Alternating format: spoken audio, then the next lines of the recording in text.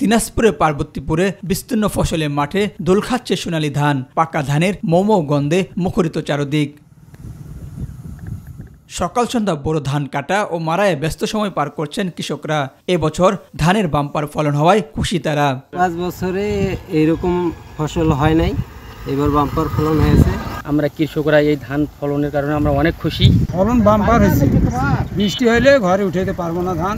আমাদের 60% বিঘায় আশা রাখি যে 50 হইতে 60 মণ ধান আমরা পাবো। কীটনাশক, সার, তেলসহ বিভিন্ন দ্রব্যমূল্যের ঊর্ধ্বগতি বাজারে ধানের বাম্পার ফলন হলেও দাম পাওয়া নিয়ে কৃষকদের কপালে চিন্তার ভাঁজ। কীটনাশকের দাম বেশি, সারের দাম বেশি, তেলের দাম বেশি।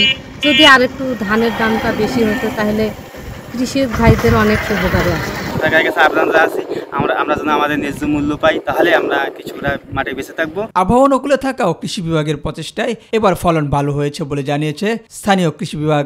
কৃষকরা অনেক বেশি সচেতন হয়েছে।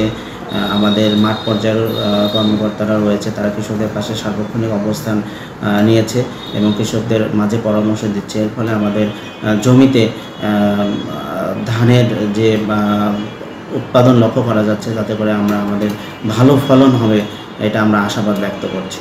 উপজেলায় এই বছর 22,768 হেক্টর জমিতে বোরো ধানের চাষ হয়েছে। এস এম হামিম, মাই টিভি।